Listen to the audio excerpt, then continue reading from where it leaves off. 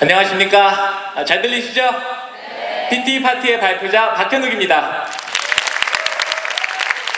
제가 꿈에서 이 질문을 한 것 같은데 저도 이 대회를 위해 사실 어제 미용실에 갔다 왔어요. 머리 괜찮은가요? 네. 대답이 크시네요. 네. 저는 올해 2월 9박 10일의 일정으로 아프리카 부룬디에 다녀왔습니다. 이름조차 생소한 나라에서 짧지만 굉장히 의미 있는 봉사활동을 하고 왔죠. 사실 가기 전부터 아주 귀가 닳도록 들어온 말이 있습니다. 아프리카 어린이들은 기아와 가난으로 하루에도 수백 명, 수천 명씩 죽어간다는 말이었죠. 알고는 있었습니다. 하지만 이 마음속에 와닿지 않았죠. 그런데 제가 직접 찾아간 그곳 부룬디에서, 그리고 제 눈앞에서 실제로 아이들이 고통받고 죽어가는 모습을 보면서 저는 그때서야 그 문제의 심각성을 알 수 있었습니다. 한국에 돌아온 후로는 매월 아이들을 위해 3만 원씩 후원하고 있습니다. 제가 만났던 아이들에게 해줄 수 있는 게 고작 3만 원밖에 안 돼서 미안하기도 하지만, 만약 봉사활동을 다녀오지 않았더라면 그마저도 없었을 거예요. 시작부터 조금 무거운 얘기였나요? 다른 얘기를 해보도록 하겠습니다. 저는요, 금팔찌에 남다른 애정을 갖고 있습니다. 이 금팔찌가 이 번쩍이는 금이 너무나도 좋아서 단 하루라도 한시라도 빼놓는 일이 없죠.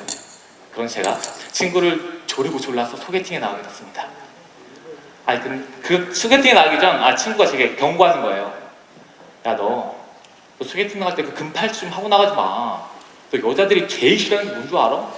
꽉 끼는 스키니진하고 금팔찌다. 여기 있는 여성분들 공감하시나요?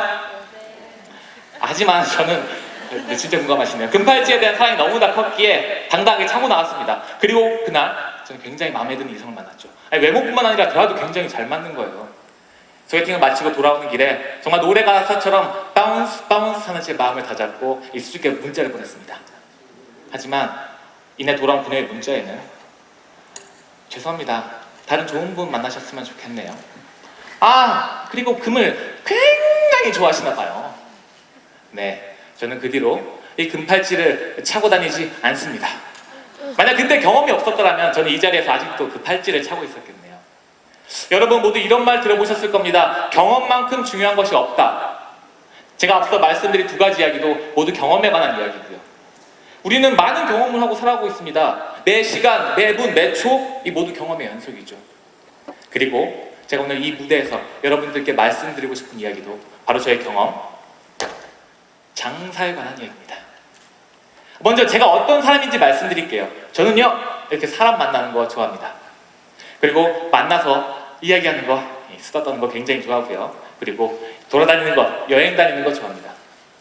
이런 제가 사람을 마주 대하면서 제가 만든 그 무언가를 팔 수 있다는 매력에 빠진 것, 그리고 그 시작부터 끝까지 그 과정 하나하나를 제가 직접 다 경험할 수 있다는 매력을 가진 것, 그게 바로 장사였죠.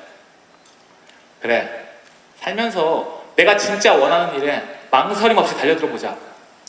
그래야 내가 뭘 좋아하고 내가 뭘 잘할 수 있는지 알 수 있지 않을까? 마침 제 주변에는 저와 똑같은 성격의 형님 두 분이 계셨고 저희 셋은 의기투합하기로 했습니다. 하지만 시작부터 주변에서는 이래저래 말이 많았죠. 당장 가장 가까운 저희 어머니는 장사? 엄마 죽는 걸 볼래? 하시고 제 친구들은 야, 장사고 재밌겠다. 야, 근데 너 취업 안 해? 스펙 사이즈마도 나이도 있는데. 맞습니다. 이 머리로는 끊임없이 취업과 스펙을 걱정하고 있었지만 그래도 제 마음속으로는 한번 제가 원하는 일에 당당하게 도전할 것을 말하고 있었죠. 어떤 장사를 해볼까 고민하다가 아이템이 떠올랐습니다. 제가 몇 년 전 인도네시아에 짧게 어학연수를 갔다 온 적이 있는데 그곳에서 맛본 케밥의 맛을 아직도 잊을 수가 없었죠. 맛있다, 이거 한국 가서 뭐 팔아볼까? 근데 이 케밥을 먹어만 봤지 만들어 본 적이 없었기 때문에 어디서 시작해야 될지 막막했습니다. 어디 가서 좀 배워보야겠다는 생각에 인터넷으로 케밥 레스토랑을 검색해서 직접 찾아다니기로 했죠. 안 가본 데가 없습니다. 백화점에 가까운 곳에 입점한 백화점에 입점한 케밥 레스토랑부터 인천, 대구, 부산, 또 한 번은 한국에 최초로 케밥을 들여온 분이 있다길래 강원도까지 찾아갔습니다. 그렇게 찾아가서는 대책 없이 안녕하십니까? 저 케밥으로 좀 창업 좀 해보려는데 좀 만드는 것 좀 알려주세요. 하면 일단 경계부터 하시더라고요. 당연한 결과였습니다. 누가 음식 장사를 하는데 와서 레시피 좀 가르쳐달라고 하면 어서 오십시오 하실 분들이 누가 있겠어요. 그렇게 가는 곳마다 번번이 거절을 당하자 생각했습니다. 그래, 이왕 배우는 거 케밥의 본고장 터키 사람에게 아주 진짜 케밥을 만들어보자. 그 다음날부터 저희 셋은 이태원에 있는 케밥 레스토랑을 돌아다니기 시작했습니다. 3주 동안 정말 하루도 빠짐없이 찾아가서 인사드리고 부탁드리고, 찾아가서 인사드리고 부탁드리고. 저희가 좀 불쌍해 보였나 봐요. 그러다 어느 날 저희 어떤 한 분이 저에게 연락처를 하나 보내주시는 거예요. 사장님 번호라면서 연락해보고 찾아가 보랍니다. 바쁘신 사장님과 또 어렵사리 약속을 잡고 찾아가서 부탁드렸죠. 사장님, 저희 케밥 만드는 법 좀 알려주세요. 저희를 케밥 만드는 경쟁자라고 생각하지 마시고 한국의 케밥을 널리 알리는 조력자라고 좀 봐주십시오. 사장님, 저희가 저희 사장님 한 번만. 실제로는 이것보다 더 애절하고 불쌍하게 부탁드렸습니다. 한참을 생각하시던 사장님은 저희의 뜻과 열정이 좋다면서 무려 케밥을 만드는 공장과 레스토랑에서 일주일 동안 일하게 해주신다고 하셨습니다. 너무 기뻤습니다. 지금도 그때만 생각하면 정말 가슴이 떨리죠. 그리고 그날부터 정말 전쟁 같은 하루하루가 시작됐습니다. 아침 9시부터 밤 10시까지 또 워낙 많은 사람들이 찾는 레스토랑이어서 엄청난 양의 고기를 쌌고, 그리고 또 소스도 만들고 제 몸집보다 더 큰 고기를 자르고, 그리고 야채도 다듬습니다. 근데 저희 셋 중에 그 누구도 불평불만한 사람이 없습니다. 그만큼 힘들게 얻은 기회고 간절했기 때문이죠. 여기서 배우는 동안은 이 모든 걸 다 배워나가겠다는 생각으로 적어가면서 외워가면서까지 일했습니다. 7일째 되는 날에는 오히려 하루라도 더 일하게 해달라고 애원할 정도였죠. 지금 생각해보면 그때만큼 한 가지 일에 열정적이었던 때가 있나 싶습니다. 수능만을 생각했던 고3 때도, 그리고 대학 와서 치른 수많은 중간 기말고사에도 모두 지나고 나니 후회가 남더라고요. 나도 이렇게 내가 좋아하는 일, 하고 싶은 일을 할 때는 아주 미칠 수가 있구나. 이런 나를 보니까 한번 확신을 갖고 아주 끝까지 가보자. 만드는 법을 배우니까요, 자신감이 생깁니다. 자신감이 생기니까 이제 실전에 나가서 팔아보고 싶더라고요. 때마침 대학교 축제 시즌이었거든요. 이게 과연 잘 팔릴까 싶었는데 사람들이 제법 모였습니다. 근데 또 문제가 생겼죠. 이게 실전 장사는 처음이고 이렇게 사람들이 모인 것도 처음이라서 긴장이 되기 시작합니다. 형들과 손발도 잘 안 맞고 어리둥절하다 보니까 그냥 기다리던 손님들은 가버리기 일쑤였습니다. 이유는 간단했죠. 저희가 만드는 법은 알았지만 그게 손에 익숙하지 않았습니다. 사실 케밥을 위해 매일같이 모인 건 맞는데 그 대부분이 책상 앞에 회의가 대부분이어서 실제로 만드는 것과 생각하는 것은 많이 달랐던 거죠. 산 넘어 산이었습니다.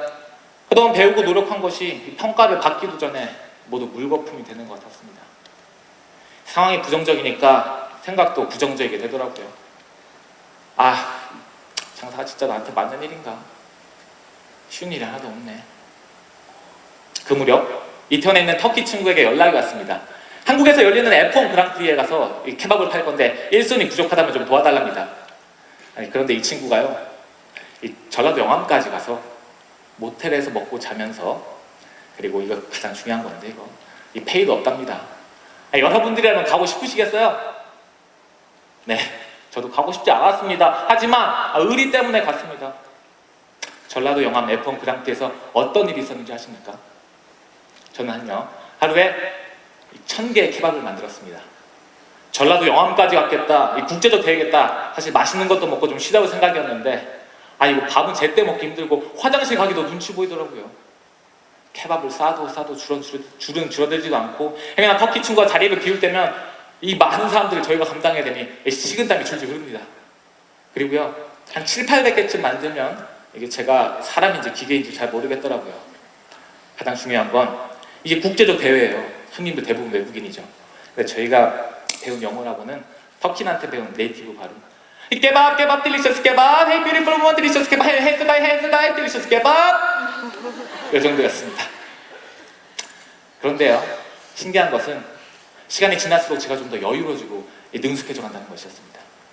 네, 완벽하진 않았습니다. 하지만 최소한 손님이 앞에 있어도 당황하지 않고 케밥을 만드는 것이 자연스러워진 것이죠. 시간이 흘러서 올해 초부터는 드디어 저희만의 가게를 갖게 됐습니다. 이쁘죠?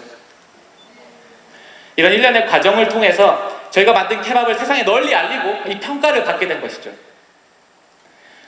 오픈하기까지의 과정을 통해 느낀 것이 있다면 제가 경험하고 직접 부딪혀보는 것만큼 나를 성장시키고 성숙시키는 것은 없다는 사실입니다.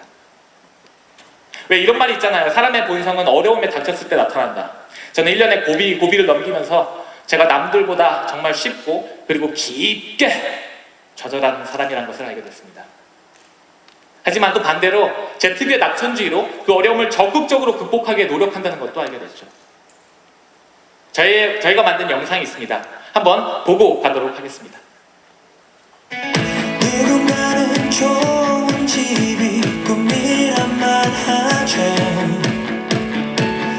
누군가는 멋진 차가 꿈이란 말 하죠. 그때 나는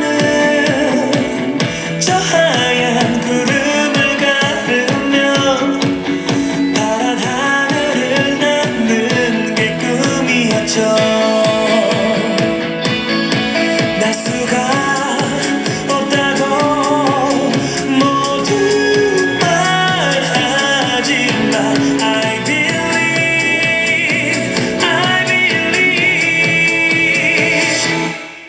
그대와 함께면 I can fly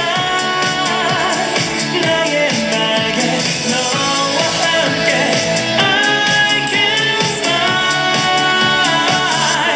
사랑해 눈부신 저 태양만큼 나의 곁에 있어줘 yeah. 나의 날개가 되죠 영원히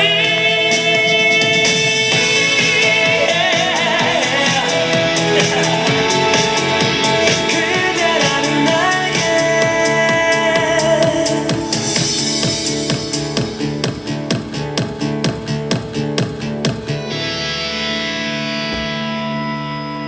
어떠세요? 저희가 만든 캡 한번 드셔보고 싶지 않으세요? 시간의 제약 때문에 미처 담지 못한 영상도 많습니다. 아니, 홍대 가서 하루 종일 일했는데 5개밖에 팔지 못했더니요. 종각에 가서 이제 좀 장사 좀 해보려는데 단속반이 떠서 도망가야 했더니. 하지만요, 저는 이 과정을 통해 느낀 것이 한 가지 더 있습니다. 스펙. 여러분 모두 이 단어 한 번쯤은 들어보셨을 겁니다. 저는요, 근데 이 스펙이 Sum of passion, experience, and comprehension. 다시 말해서 열정과 경험을 통한 나에 대한 이해가 아닐까 이런 생각을 했습니다. 즉 시간이 조금만 흘러도 증발해버리는 그런 휘발유 같은 학점, 토익, 자격증이 아니라 시간이 지날수록 나를 더 든든하고 튼튼하게 떠받쳐주는 그런 나무의 뿌리와 같은 것이 아닐까 생각했습니다. 사실 이 무대에 서 있는 지금도 제게는 또 하나의 색다른 경험이에요. 이렇게 많은 사람들 앞에서 제 이야기를 한다는 것은 굉장히 쑥스럽고 창피한 일이지만 저는 이 대회를 준비하면서 제 스스로를 돌아볼 수 있었습니다. 또한 제가 정말 이렇게 많은 사람들 앞에서 이야기하는 것을 정말 좋아하는구나, 사랑하는구나 다시금 확신을 갖게 됐죠. 마찬가지로 여기 앉아 계신 여러분들에게도 제가 무대에서 15분은 색다른 경험이 되었습니다. 이 짧지만 않은 15분을 통해서 제가 전달하고자 했던 메시지가 여러분들의 가슴에 와닿기를 바랍니다.